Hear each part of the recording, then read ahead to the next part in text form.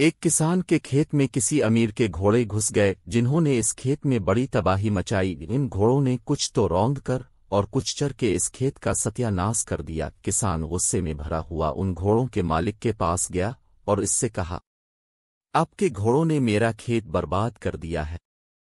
گھوڑوں کے مالک نے اس کی شکایت سن کر جواب میں کہا، تمہارے خیال میں میرے ان گھوڑوں کی وجہ سے تمہارا کتنا نقصان ہوا ہے؟ کسان نے اپنے آپ کو قابو میں رکھتے ہوئے جواب دیا، میرا کل ملا کے 50 روپے کا نقصان ہوا ہے۔ گھوڑوں کے مالک نے اسی وقت کسان کو 50 روپے دے کر کہا، اگر نقصان کچھ زیادہ ہوا ہو تو سوچ لینا اور مجھے بتا دینا، میں زیادہ دینے کو بھی تیار ہوں۔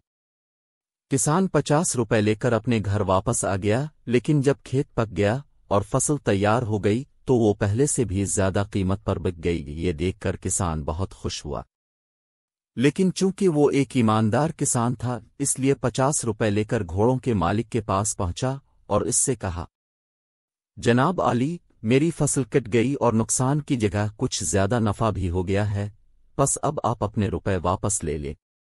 یہ سن کر گھوڑوں کے مالک نے اس 50 روپوں کے ساتھ 50 روپے اور ملا کے کسان کو پورے 100 روپے دے دیے اور اس سے کہا، یہ نقصان کا بدلہ نہیں بلکہ تمہاری ایمانداری کا انعام ہے، شوق سے لے جاؤ اور اسی طرح ہمیشہ سچائی پر قائم رہو۔